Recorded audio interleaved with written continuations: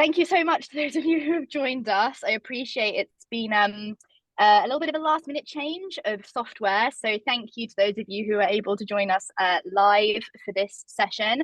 For those of you who are watching this back on a recording, also thank you for for having patience with us and waiting for the recording to come through if the last minute change didn't suit you as well.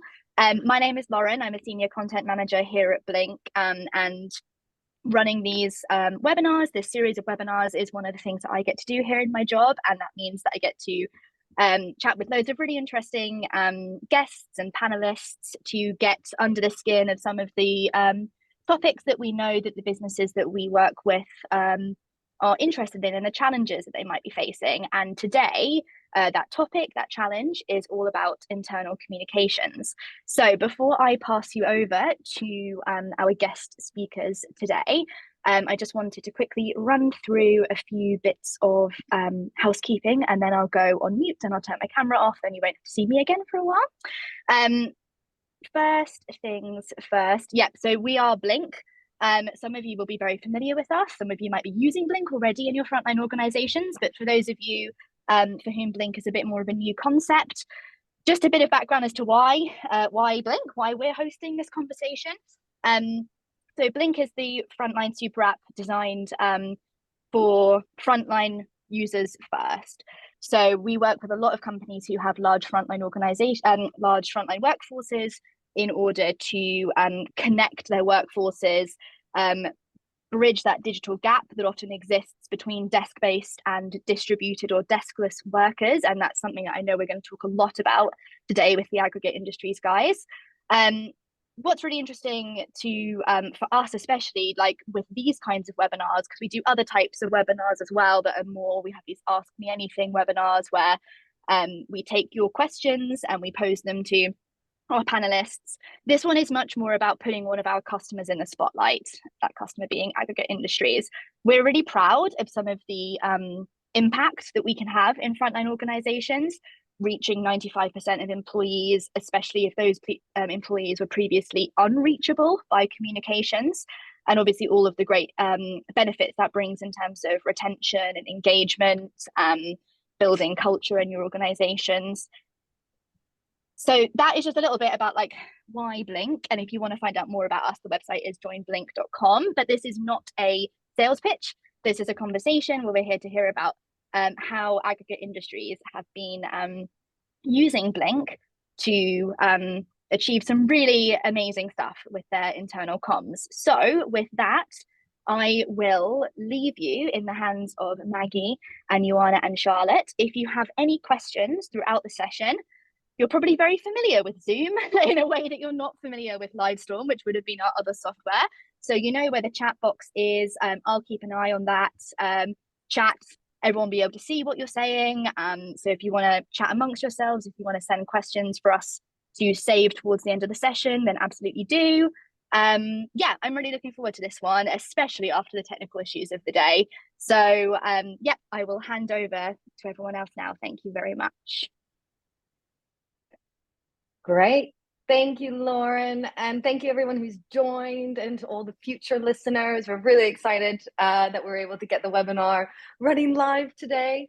So my name's Maggie. I'm Aggregate Industries dedicated customer success manager for Blink. So I'm based in London, UK. And I'm super excited to be leading my first webinar alongside the wonderful Joanna and Charlotte from Aggregate Industries.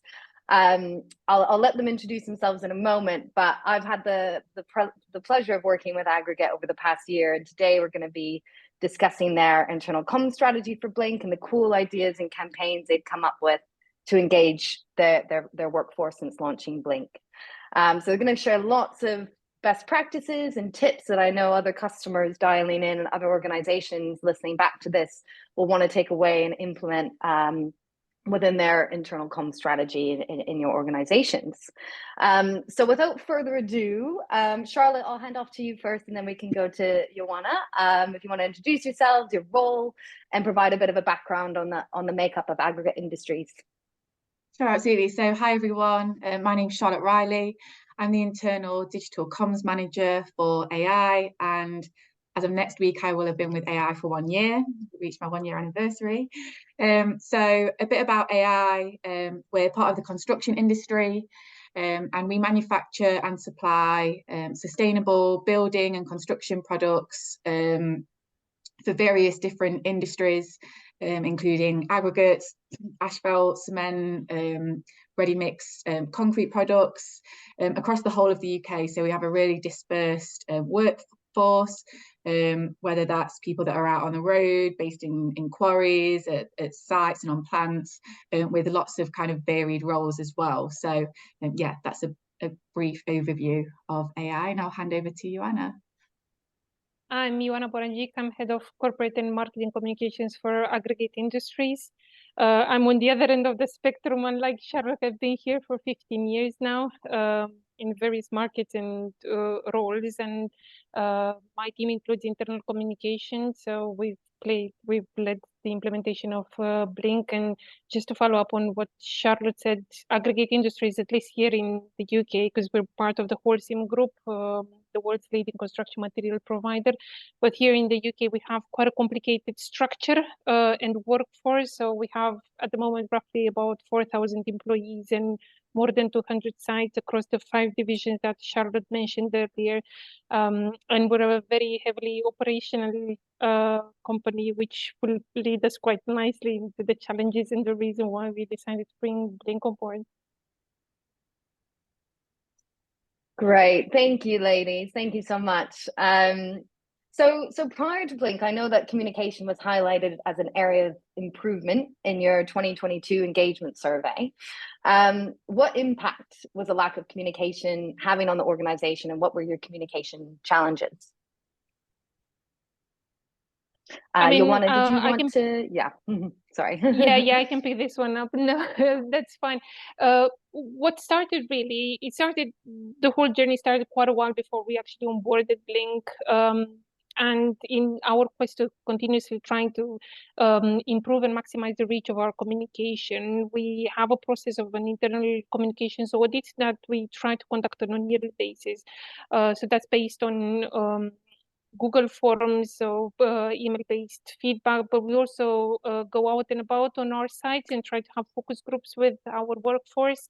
And I guess one of the biggest pain points at that point in time, and it's now the same for the people that haven't joined on Blink, is that we were not able to communicate with quite a lot of our colleagues. So at that time, it was about 1,600 employees, so about 40% of our workforce that we could not communicate with.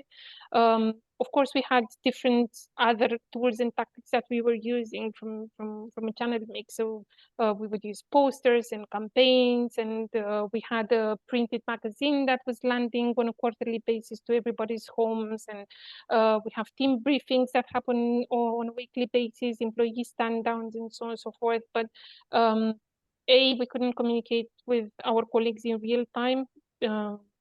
B, it was about maximizing the reach, because how many posters can you have on one side before they become white noise in the background? And how do you make sure somebody's actually taking care and updating the posters on locations and displaying the new posters and so on and so forth? So yeah, there was that lack of real-time communication with our workforce on site. But it was also very much top-down communication, so we couldn't listen to them. There was a lack of feedback from our employees. So that was a really valuable tool that we could have to really find and benefit from the ideas and initiatives that come from local sites. So sharing best practices among sites, but also gathering employees' contributions in things like, strategies, cost saving initiatives, improvement initiatives, and so on and so forth, that can be easily lifted and shifted and replicated in other areas of the business. So yeah, there was that lack of being able to communicate two ways with our colleagues, and the lack of being able to pulse and have a direct feedback of the organization. I guess one other challenge that we had is with social media, the way we consume communication has changed. So people are now used to having short snippets of communication, real-time updates, the ability to engage and have that instant feedback on communication. So we were definitely lacking that.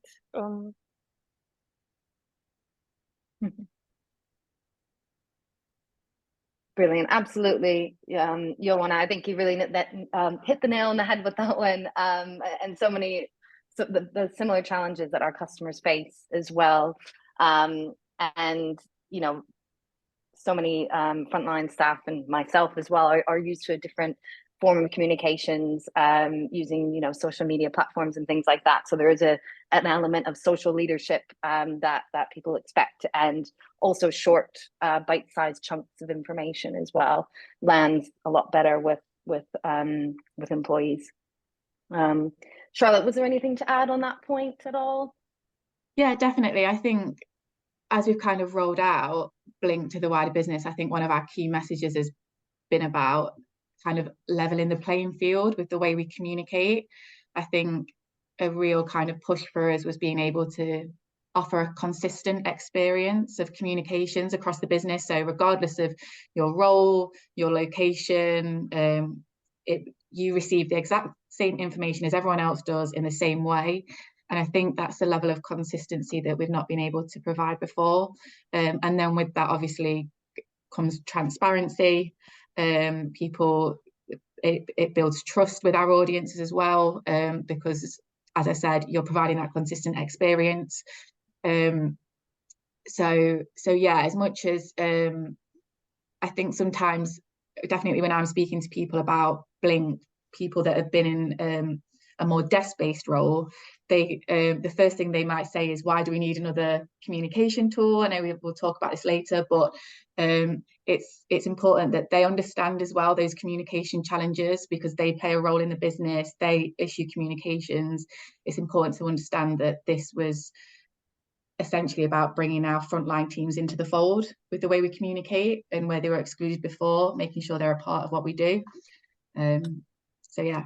And if I may build on that, it wasn't just about consistency of the communications that we were conveying as a comms team or on behalf of our management, but actually Blink allowed us to unlock the whole breadth of resources that we had at hand, because we have now the shortcuts to things like our iTrend system. So our colleagues can book their holidays now and submit their expenses. They have access to IMS, which is our library of policies and procedures. So all the links and all the systems that the office-based employees had access to before, now all of those systems are open and unlocked for the entire workforce.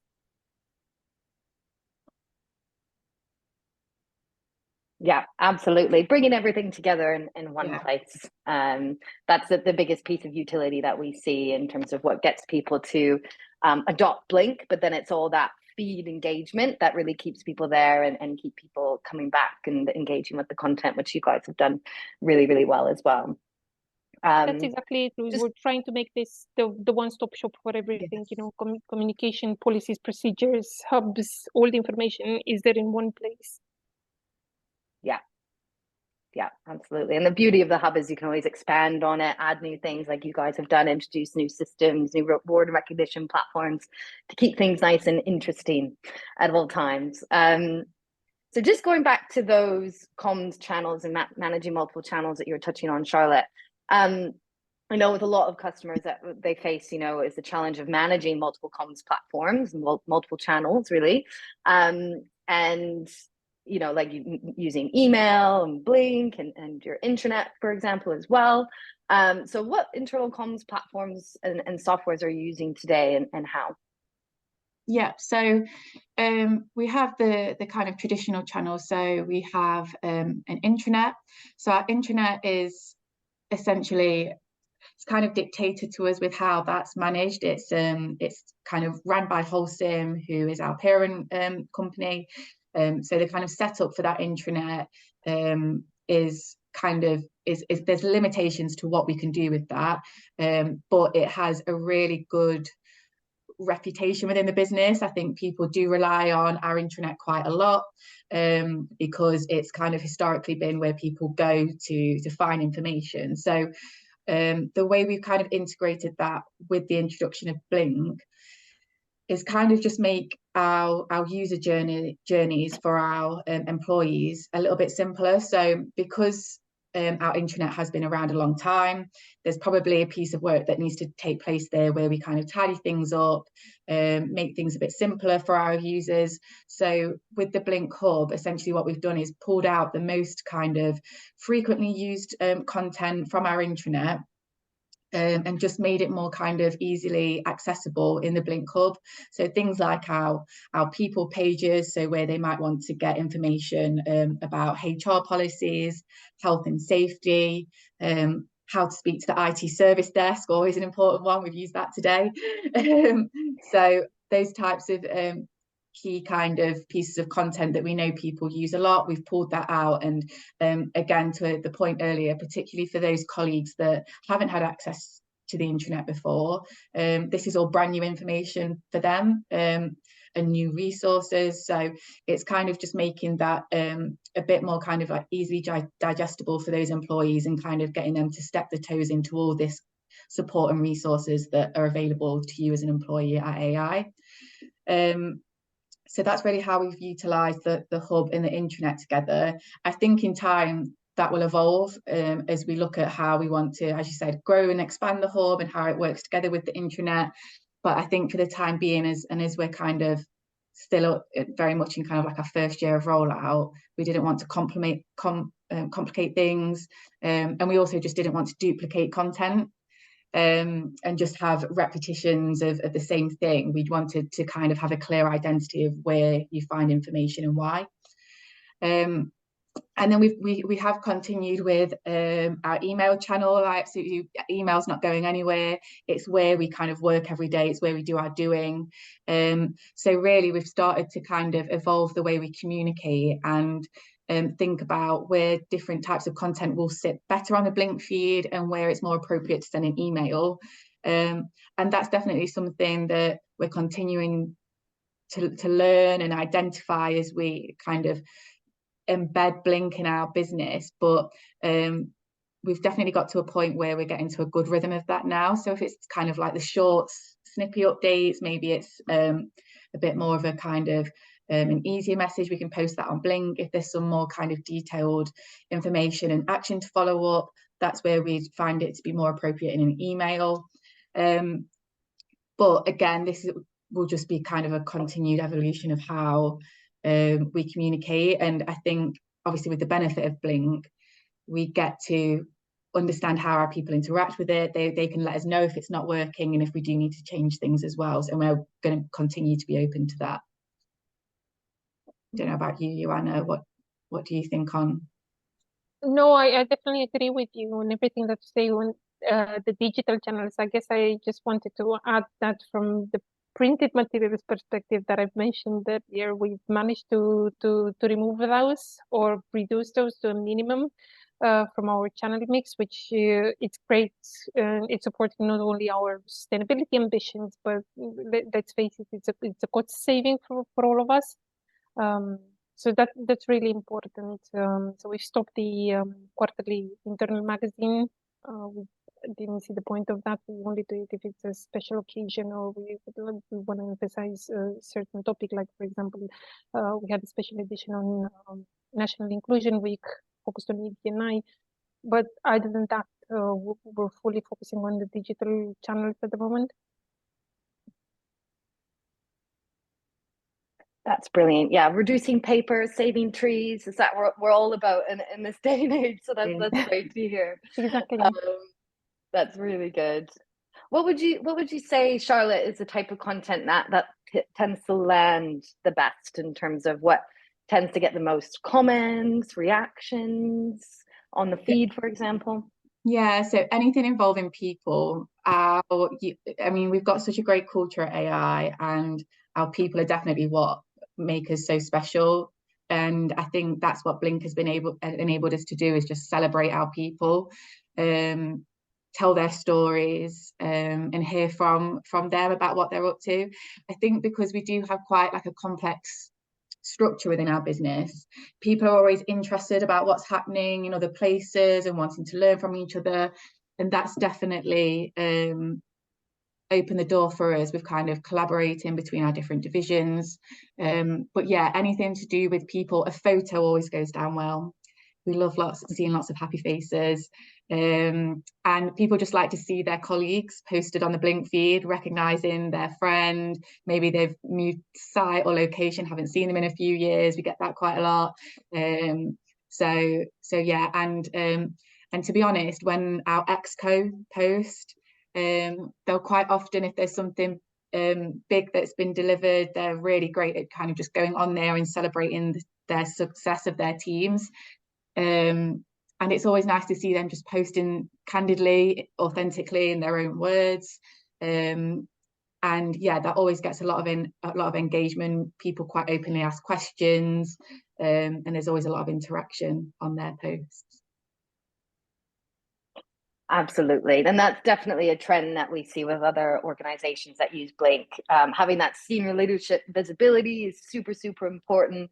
Being authentic, filming a video, whether it's just, using your phone and filming yourself, it lands really well. Then a long text update, and also celebrating those success stories and people updates, and sharing that across the organization. And you do see that from our conversation, Charlotte, that you say that other parts of the organization are really curious about what's going on, which is really nice, that you're able to promote that across the entire organization. And before it was a lot more dispersed, and it was hard to share. Yeah, absolutely. I guess they didn't have that visibility or that space to go to share that type of information before, whereas now it's kind of, we're definitely on that journey, but it's trying to get people in that mindset of this might be my day job and it might not be that interesting for me, but for someone else, actually, they'll be really interested in what I'm up to today. It's just to have that kind of thought process to kind of stop what you're doing that day, think about sharing that with someone else, and posting it on Blink. Brilliant. And this goes well into my next question in terms of getting some examples in terms of how you use some of our key features. Talked a little bit about the feed and the hub, but also curious to hear about how you use mandatory reads, which is a feature in Blink that will allow you to essentially require an acknowledgement on a piece of document. That's important information. So Charlotte, did you want to talk around how AI use mandatory reads and other key features? Yeah, sure. So we kind of, as soon as we launched Blink, we kind of went in with a mandatory read as part of our launch process. So our first mandatory read that we ever used was just to kind of, I guess, set the tone of the platform. So when we kind of first launched Blink, we set a mandatory read, which was kind of like the T's and C's of what we expect to see on the platform, which would be nothing kind of common sense wouldn't provide, but just being polite, respectful of each other. This is how we expect to use the platform. This is what won't be tolerated. So straight away, kind of from the get-go, we introduced mandatory reads, and I think that I guess openness with using that feature, because I think sometimes it when it comes up, we were conscious of what type of content we pushed out in a mandatory read. It can feel like a bit of an alert that maybe not all the time is completely positive, but we wanted to ensure that the content that we push out there doesn't feel that authoritative from the get-go. So yeah, we started with the first mandatory read around behavior and stuff on Blink, what we expect to see, and then from there it's really been heavily used by our health and safety and environment team. They're the team that are constantly changing their policies and processes or need to send out alerts. And they were over the moon when they heard that Blink had a mandatory read process. I think someone literally picked up the phone straight away and was like, tell me about mandatory reads. I can't believe it can do this. So essentially, whenever they have a policy update, we pop that on as a mandatory read. We can send it to specific teams. More often than not, we send it to our senior leadership team and our site responsibles, and we give clear instruction on how they should cascade that message out to their team. So kind of helping that cascade flow, and then obviously the functionality of the mandatory read means that we get to view who has acknowledged that document or that process change. So for our health and safety teams, I can pull off those reports, provide them with that data, and from like an audit perspective, it's a dream come true, because if they get reviewed on specific process or policy changes, they can then go back and evidence how this was communicated, who viewed and acknowledged the change, and I mean, we've mentioned it before, reducing paperwork. There's no longer that requirement of having like a sign-up sheet when you roll out a policy change. That's all managed within Blink now, and just makes the whole process super seamless.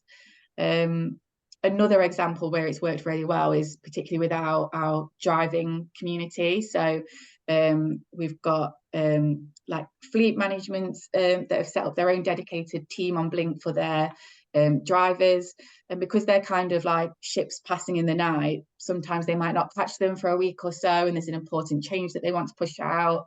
They can do this by the mandatory read, have a view of who's acknowledged the document, follow up with anyone that hasn't, and it's a really good way to get those important messages out there, and confirmation that they've been read and understood at the same time.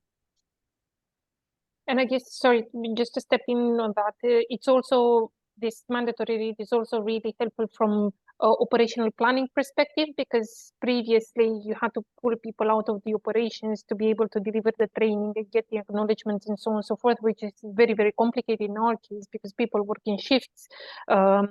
In situations like, for example, a cement plant, you can't shut off the kiln because that would cost us millions. So you need to keep the operations going all the time. So that means that training would have to be delivered over a course of a few days or multiple sessions during the day. So it's time consuming from an operational perspective. So it's definitely helping us from a planning perspective and allowing people to do that within their own time, as opposed to creating a disruption. Yeah, absolutely. It definitely helps with, just making sure that information gets out and to the right people quickly as well. That speed of communication and being able to target the specific audiences that need to get that really critical information is so important. And yeah, just from an operational training perspective, there's so many different use cases that we see mandatory reads being used for. Brilliant. And you want to just going back to managing, and I know that you manage internal and also external comms. How do you manage external comms at Aggregate, such as showcasing people content, stories that you're pushing externally? I mean, with my marketing and external communications hat on, Blink was a blessing in disguise, and the gift that keeps on giving. Because, as you know, for external communication, you rely quite a lot on getting the stories and the best success stories from the business and best cases and so on and so forth. And it was always like pulling teeth and dragging information out of them. But now it's just going on the Blink feed and cherry picking the stories that could go externally, and you find out about brilliant projects that we can use for case studies in marketing and external communication. For social media, I have to say that we actually struggled to fit all the great stories that we managed to find on Blink in our editorial plan for social media. So yeah, it's been an immensely useful resource for us for content. Oh, that's brilliant. Because I know I have to admit, I'm not great at doing social media posts. I'm not really a social media influencer whatsoever. So I know the challenge of, collecting all the stories and things like that. And yeah. But finally, it became like a one-stop shop for everything, because not only you find out about the project and about what's happening, but actually you get the user-generated content. So we very often find really beautiful videos that we can just repurpose and use on social media. Some of the fantastic photos, imagery and so on. some of the photos that we've had posted on Blink at some of our sites are just incredible. Brilliant. And I'll constantly just be tagging in like our external comms manager and just put like LinkedIn, Instagram. And then the person that's posted it as well is really excited that they're going to have all their essentially their work posted on our external socials. It's a bit of kind of recognition for them as well. So yeah, it's really nice to see the stuff that they share and then it going externally as well. That's amazing. And it must feel like so nice and so recognized, like you're saying, Charlotte. And yeah, to be promoting that on your external channels, that's really, really cool. Great. And Ioana, I know that you purposely made the decision to keep Blink as open of a channel as possible, allowing people to post as freely as they want. What can you just give us a little information about why you made that decision and what impact that has made? I mean, if you remember from the outskirts, the main objective that we had was the ability to facilitate that way communication with our dispersed workforce. So if it wouldn't have been open, it would be very much top-down communication. So for us, it was opening and I guess unlocking that breadth of new initiatives, finding out about stories, being able to tap into their experience, sharing best practice between different divisions and so on and so forth. But again, it's been useful to gather information or ideas generation around cost savings initiatives, improvement initiatives. So if you keep it really locked, I guess it just becomes another top-down communication channel. Yeah. Well, that's brilliant, and really shows that you're being trustworthy with your workforce and encouraging that bottom-up communication as well. Great, and Charlotte. Sorry. Sorry, go ahead. I was just going to say it's not only that, but also a lot of the campaigns and initiatives that we run in the communication department or the HR department are really rooted in the needs from our organization. So we first listen to the organization, then we come up with a campaign, a strategy that answers to their needs and to requirements. And I can give you a couple of examples. So for example, our ED&I strategy, the foundation of the ED&I strategy are some affinity networks. And those affinity networks or the network that's being required by our organization. So we have things like LGBTQ+, we have Women's in Construction network, we have an age-related veterans network, and so on. All of those have been required by the organization and are actually led and chaired by the organization. And it's similar with other initiatives like Health to You, which is a health and well-being, and so on. Everything is rooted. First, we listen to the organization, their needs and requirements, and then we come up with a campaign or a strategy that those needs. That's great. Charlotte, anything to add there? Yeah, I mean, just echoing what Ioana said, really, that I think we've created a really safe space for people to share updates, and it's kind of grown that reputation now. We've been like launched for, I don't know, 8-9 months now, where I think people feel comfortable to ask questions and share updates. And I think what really helped with that was before we launched with the wider business, we had a really big network of, we called them our Blink buddies, that were colleagues from across the business in all different roles, right from Exco to our very frontline team. And they just had free reign of Blink. And they were sharing their content as they would now, but they got to try things out, share their feedback. But what we did when we launched is we kept a lot of that content on there, so that as soon as we welcomed other colleagues in to Blink, they'd kind of set the tone of how to communicate for everyone else, and kind of welcome them into the fold of the way they were doing things. And I think that's just only continued. I think when we continue to welcome new joiners, straight away they feel really comfortable to post and share. And I think obviously as internal comms professionals, we're not experts in what everyone does in our business, and we don't want to try to be. So with Blink now, what we're able to do is to kind of get those expertise and content owners to share their own updates. If it's to a direct team, if it's not kind of these bigger campaigns where we can save our attention and resource for, let those kind of experts and content owners share their own updates on Blink. They're going to be the ones that are answering people's questions. We can't answer it for them, and just empower them to be their own communicator on the platform. I love that line. Charlotte, empower them to be their own communicator.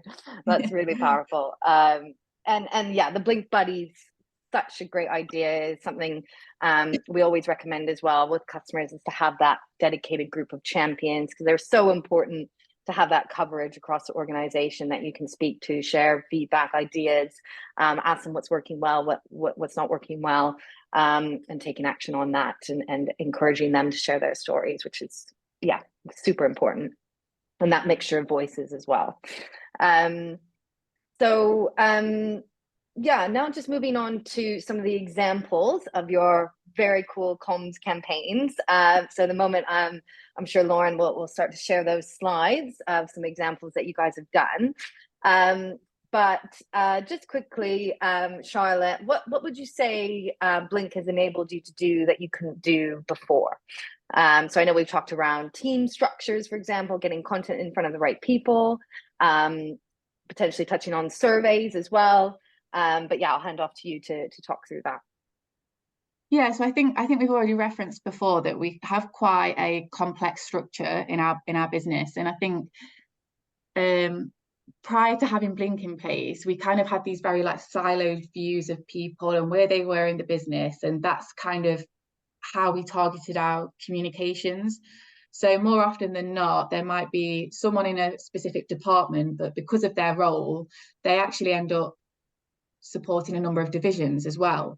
And we weren't really able to kind of map that in the best way with the people data that we had, and then how that influenced our distribution lists for our emails and things like that.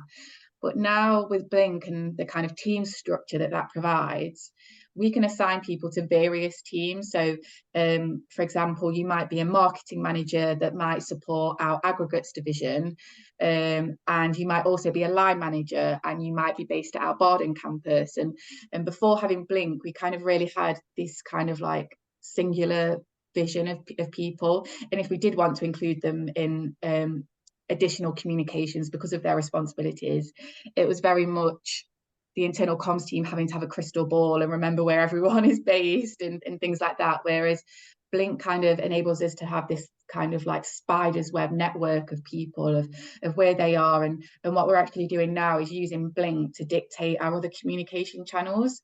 So we pull reports off Blink, and if we want to send a message to a specific division, we use those email addresses to send those communications, and we're looking at bringing that into the fold into other areas as well. So things like L&D, people that need to complete specific training. Do we have a better picture of where those people sit and what responsibilities they have in the Blink data that we have, because we're able to report on more teams rather than that singular vision in our people data.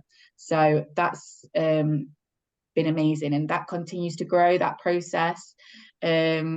It's getting better, and we're getting smarter with how we manage that, but that's been a huge benefit for us.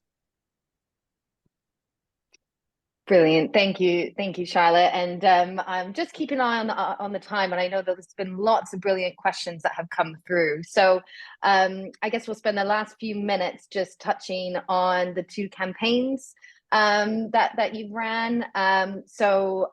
Charlotte, did you want to take the Snap Your Success, and then we'll go on to the carbon campaign, and I can talk that through?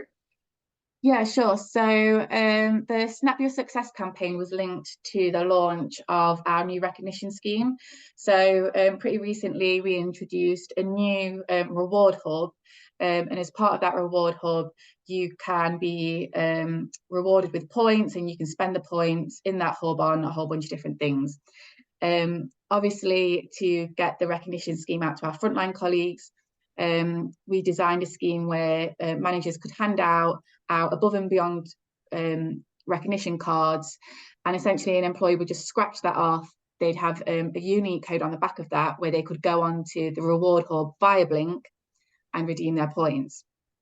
So just to kind of push the reward hub, push the recognition scheme, we ran a Snap Your Success campaign, and what that meant, what that involved, was that if you received a card during a set period and posted a picture of it on Blink, you will double your points that you receive in the reward hub. So we had a bit of fun with it. We were using hashtags. We distributed kind of those Instagram like selfie frames out to our sites. And we've just been inundated with posts from colleagues right across the business. I think it's been really nice to see so many. I think this has been a really kind of a bit of a turning point with the content that we've seen on Blink, with our real kind of frontline teams posting about themselves as well. So a lot of the time it might be kind of like a group message. It's more than likely maybe coming from a team leader or someone on behalf of them. But what we've been seeing with the Snap Your Success campaign is people want to get those double points, of course, but they're happy to kind of celebrate themselves. And again, I think that comes back to the kind of culture that we've built on Blink within AI. It is really supportive. It is really celebratory of your colleagues. So yeah, it's been really, really good to see everyone's posts on there. And it's gone that well that we're going to continue it, actually. So just last week, we announced that we're going to continue the Snap Your Success campaign, and just to keep seeing basically all of these kind of heartwarming recognition stories from across the business. That's so cool. I love that. I mean, yeah, I've seen all the content. It's so good, and it's so heartwarming to see all of that. It's really nice. Such a good idea. Ioana, did you want to talk through the net zero strategy? I mean, this again is one of Charlotte's ideas, so I can't take credit for that. But basically, we were looking for creative ways to support the launch of the sustainability net zero strategy. So, as I think we've mentioned a number of times in this call, sustainability is really at the heart of our strategy and the way we do things. So it was really important to get the organization on board when it comes to net zero, because it comes to decarbonizing the operation, so their engagement and their buy-in was quite important. So Charlotte came up with this idea, and she hid this carbon gifts across the platform in different places, in the hubs, in different stories, and we've run a competition where people had to find all the carbon bubbles, let's call them, in the platform, and win an award, the prize. Yeah, so we hid like carbon atoms through our hub and on our channels and things like that. Yeah, and each atom had a question that related to our net zero strategy. So like really simple things, but like, what do we mean by net zero? And once someone found the atom and answered the question correctly via a form that we also linked via Blink, they were entered into a prize draw. And it was great. I mean, I had emails of complaints saying, where's this final atom? I cannot find it on Blink. Like, that's how eager people were, which I was just like a pat on the back. I've done a good job hiding these throughout Blink, because it just made people kind of really, and this was quite early on in the kind of launch campaign as well of Blink and rollout. So what it meant was we kind of killed two birds with one stone. They were learning about the net zero strategy, but they were also figuring out how Blink worked, how to get in the hub, how to get in channels. So yeah, we were quite smart with that one. Very cool. Very, very cool idea. Well, thank you so much, ladies, for sharing all of that. We'll spend the last 15 minutes to cover off some questions. So thank you everyone who shared some questions in the chat. Really, really appreciate that. We'll try and cover as many as we can.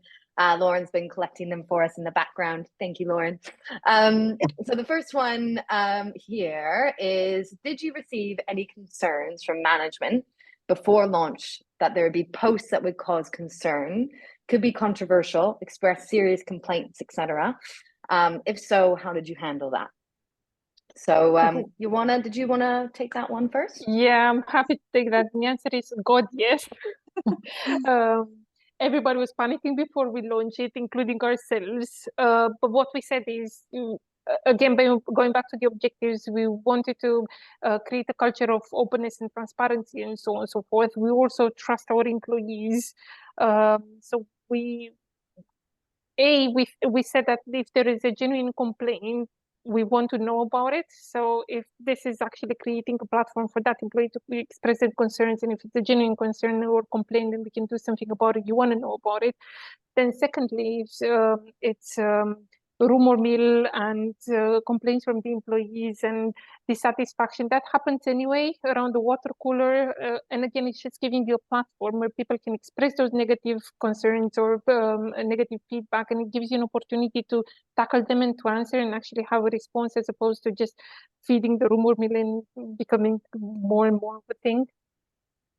But yes, absolutely. Yeah, and I think I guess what I should just add is that we also have a process in place on how to manage things like that. So if there's anything that really shouldn't be on the platform, which is offensive or sensitive and so on, people can report it to us, and we have a network of people in a process in place on how we tackle that, how we take the content, who do we notify from HR or the manager of that person, and so on and so forth. But genuine concerns, I think it's better if you have them out in the open, so you can actually respond and do something about it. Yeah, I think there's a lot of reassuring that we had to do. I think half of our exco were really apprehensive, and then the other half were just complete believers, and they were just like, go for it. This is what we want to achieve. If we don't try it, we'll never know. And yeah, that won. So I'm so glad that we have been able to have a really open platform, and like I said, it's kind of set the tone for itself. We've, unfortunately, touch wood, we've not had any incidents where we've had to report anything or flag anything, and that is something we've made all colleagues aware of, that if they do see something, they can report it. Absolutely, everyone has the ability to do that. But yeah, thankfully we haven't had to utilize that just yet. Absolutely. Yeah, there's definitely a multi-pronged approach. I think being open, having an open platform, but also having those processes in place, ensuring, managers are being engaged on the platform. If managers are engaged on the platform, there's less likeliness that employees think that they might be able to post something that they shouldn't. And we do have the moderation features in place as well that Charlotte mentioned.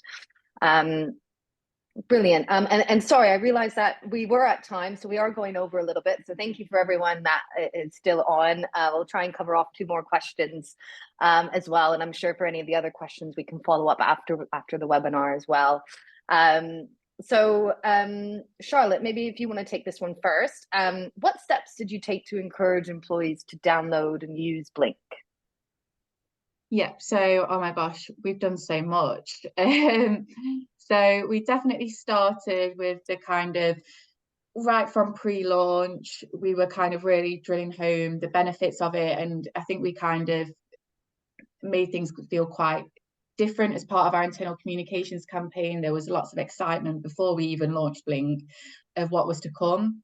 So I think that kind of, yeah, that initial excitement, they want to know about the platform, definitely kind of set us off to a good start.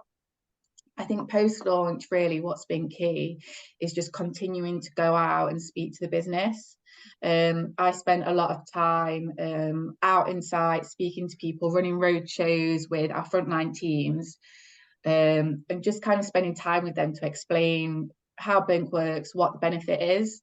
And I think that is something that will never go away. I think that is something that will continue to be valuable for our frontline teams, is going out, spending the time with them and explaining to them why Blink is a benefit to them.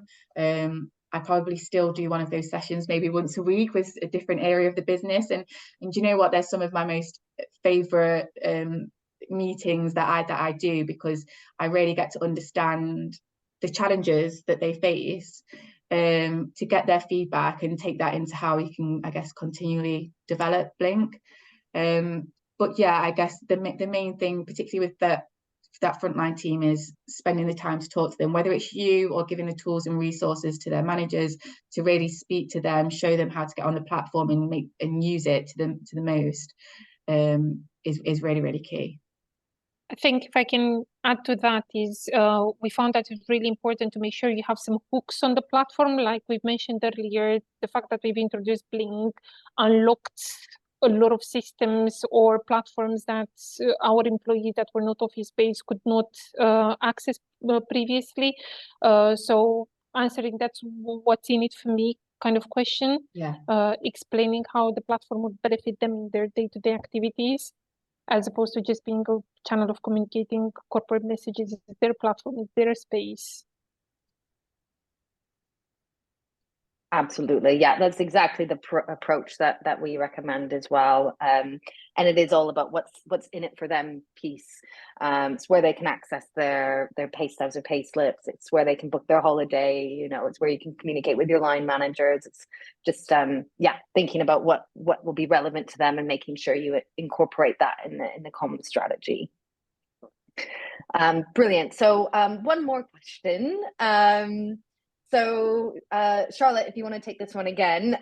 So someone's asked, we don't allow our employees to use their phones on the plant floor.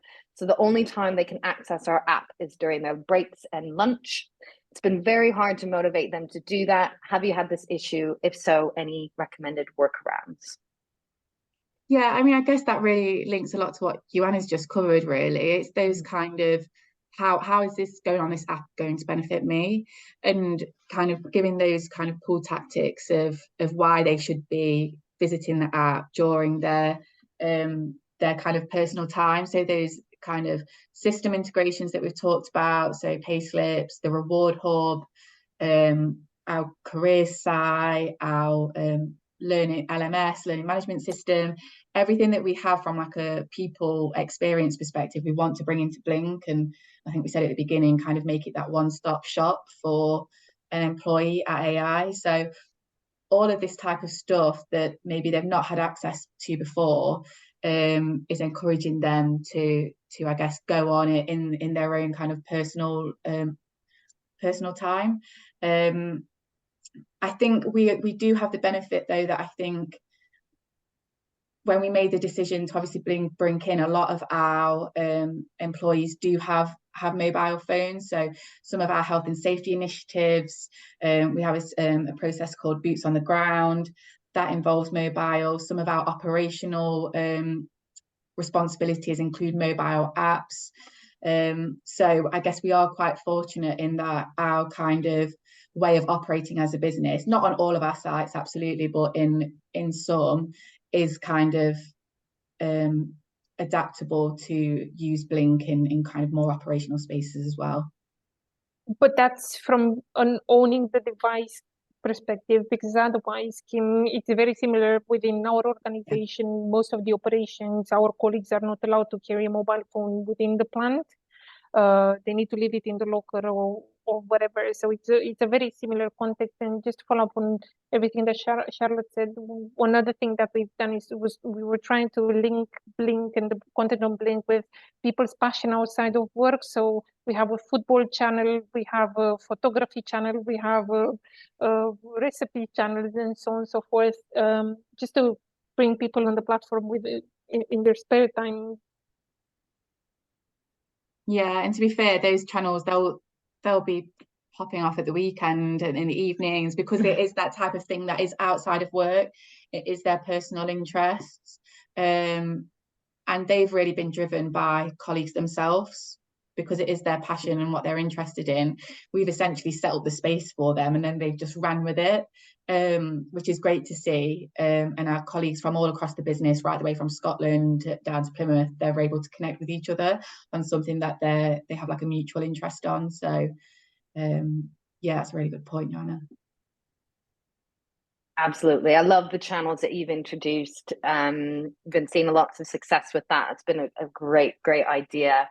I know other customers have a pet pics channel that they share all their cute pictures of their pets.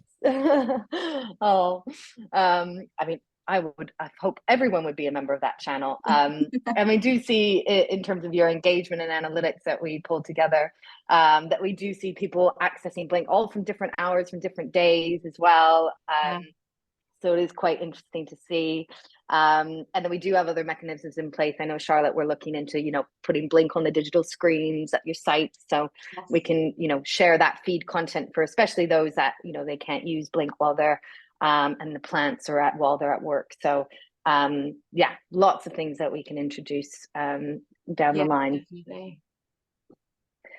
Right. Well, I think that's a wrap. We really appreciate all the questions and everyone joining today from all across the world. So really, really appreciate that. And hope everyone's found it insightful. We'll be sharing the recording as well, and then we'll make sure to capture any of the questions that we didn't get as well, and come back to you following the session. If you have any other questions, you can always reach out to myself. My name's Maggie at Blink, like I said. Maggie at joinblink.com if there's any follow-up questions as well. But thank you so much to our wonderful guest speakers, Charlotte and Ioana. You guys have been fantastic and so insightful. So really appreciate your support today. And Lauren as well in the background. Thank you, Lauren. Thank you, so much. everyone. Wonderful. I'll stop recording now.